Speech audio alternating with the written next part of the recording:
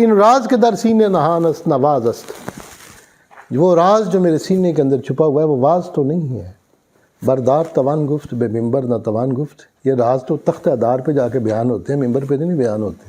ابھی جو میں نے آپ کو بتایا کہ بیک گراؤنڈ، غالب کی بیک گراؤنڈ، خیرت کی بات، جاوید نامہ میں رسول اللہ صلی اللہ علیہ وسلم کی ذات کے بارے میں جب پوچھا گیا ہے، کویشچن کیا ہے، تو اقبال نے غالب سے کویشچن کیا، اور یہ ایک لمبی داستان ہے کہ غالب نے کیسے، میرا خیال ہے فارسی کے جو سب سے بڑے نعت خوان ہیں، حالی کہتا ہے کہ اتنے اس موضوع پہ کسی نے اتنا لکھا ہی نہیں، عرفی کے علاوہ اور بیدل کے علاوہ، نعت پہ، اللہ کی تعریف میں، آل بیت کی تعریف، اگر ایمان نہ ہو تو لکھ سکتے ہیں، ٹھیک۔ اور غالب کہتا ہے کہ ان راز کے در سینے نہان است نواز است، وہ راز جو میرے سینے کے اندر چھپا ہوا ہے وہ واز تو نہیں ہے، بردار توان گفت بے ممبر نہ توان گفت، یہ راز تو تخت دار پہ جا کے بیان ہوتے ہیں، ممبر پہ نہیں بیان ہوتے۔ در بار گہش ناچ کو خنجر نہ توان برد، در رزم گہش ناچ کو خنجر نہ توان برد، در بزم گہش بادہ و ساغر نہ توان گفت۔ اور نعت پہ اگر دیکھیں، غالب سنائی خواجہ بے یزدان گداشتی ہیں، کنزات پاک مرتبہ دان محمد است۔ تو وہ یہ ہے کہ اب بات آ گئی ہے کلندر کی، خودی کی، فارسی۔ تو میرا مقصد یہ تھا کہ آپ لوگوں کو شاید پرشین، میں نہیں چاہتا کہ آپ لوگ اتنی ڈیپتھ میں پڑھیں جتنی میں نے پڑھی، لیکن ٹرائی کر رہا ہوں کہ ان چیزوں کو آسان کر کے آپ تک بیان کیا جائے، کیونکہ اگر ہم نے اقبال کے فارسی کلام کو چھوڑ دیا تو 70% کلام تو گیا اور اصلی کلام گیا۔ اقبال نے پیام مشرق کے شروع میں جب کنگ امان اللہ کو ایڈریس کیا ہے تو اس میں کہا ہے کہ میں تو، میری سینے کے اندر طوفان ہے، کہتے ہیں لیکن جو میرے ساتھی ہیں، ہم نشین از ذوق من بیگانے رفت، از خمستانم تو ہی پیمانے رفت، میرے جو ساتھی ہیں وہ تو میرے ذوق، میرے شوق، میری شاعری سے بیگانہ چلے گئے ہیں، اور میرا خم خانہ ہے، خم کہتے ہیں مٹکے کو جس میں شراب ہوتا ہے، میرے خم خانے میں آئے ہیں لیکن پیالہ خالی لے کے چلے گئے۔ او حدیث دلبری خواہد زمان، رنگ و آب شاعری خواہد زمان، وہ تو مجھ سے دلبری کی، محبوب کی باتیں سننا چاہتا ہے، زلف کی، اور وہ تو مجھ سے شاعری کی آب و تاب کی بات کرتا ہے۔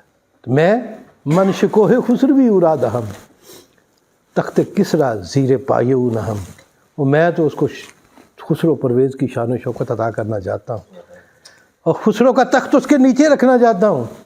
کہتے ہیں میں نے تو ناز ساکی ناز پیمانے گفتم، میں نے تو ساکی اور پیمانے کی بات ہی نہیں کی، حدیث عشق بے باکانے گفتم، میں نے تو عشق کی داستان جو ہے بڑی بے باکی کے ساتھ بیان کی ہے۔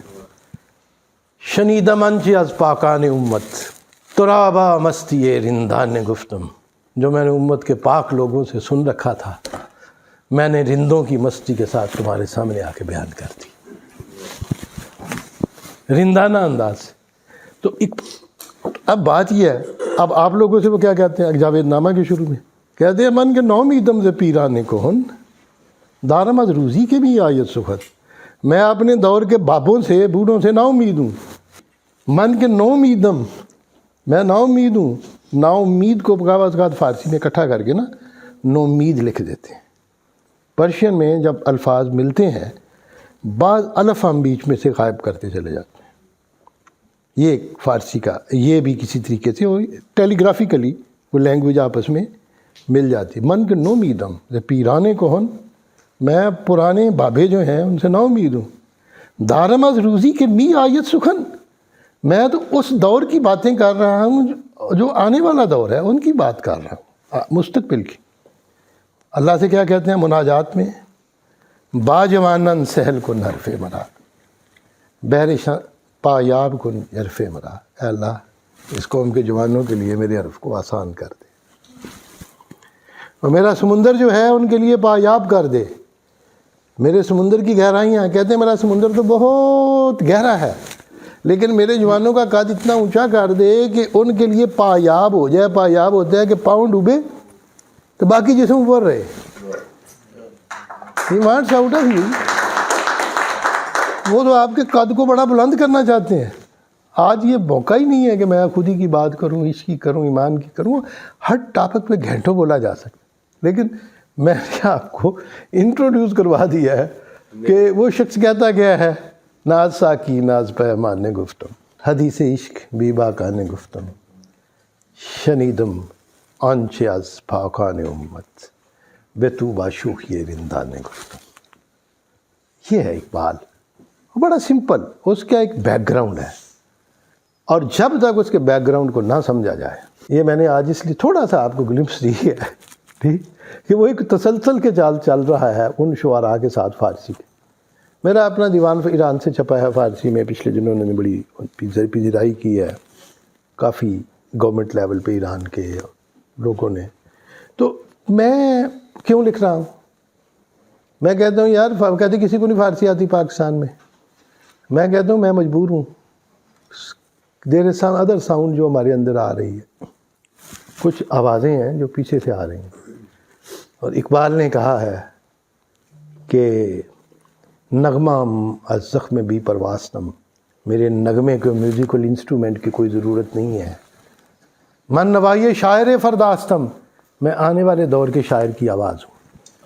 اے بسا شاعر کے پس از مرگ زاد، چشم خود بربست و چشم ما گشاد. مبارک ہو اس شاعر پہ جو اپنی موت کے بعد پیدا ہو گیا، اپنی آنکھیں بند کر کے. اے بسا کئی دفعہ ہوا، اے بسا شاعر، اے کتنی دفعہ ہوا کہ شاعر پس از مرگ زاد، اپنی موت کے بعد پیدا ہوا. چشم خود، اپنی آنکھ بربست، بند، چشم خود بربست، اپنی آنکھیں بند کر دیں. چشم ما گشاد، ہماری آنکھیں کھول گیا.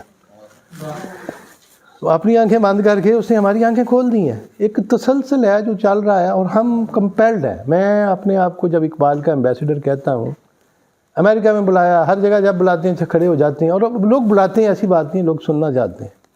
لیکن ہم یہ کہہ رہے ہیں کہ آپ بھی اس طرح اس کے ایمبیسیڈر بن جائیں، اقبال کی روح آپ کے اندر بولنا شروع ہو جائے.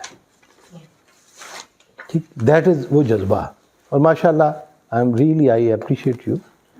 پچھلی دفعہ بھی میں آپ کے ساتھ حاضر ہوا تھا. آج مجھے انتہائی خوشی ہے کہ جنہوں نے کہا ہے کہ خرد کو غلامی سے آزاد کر، بڑا اچھا مصرع لکھا ہوا تھا، جوانوں کو پیروں کا استاد کر، اور خدایا آرزو میری یہی ہے میرا نور بصیرت عام کر دے. وہی کہا ہے نا، جوانوں کو جو ہے پھر ان شاہین بچوں کو بالوں پر دے، جوانوں کو میری آہ سحر دے، خدایا آرزو میری یہی ہے میرا نور بصیرت عام کر دے.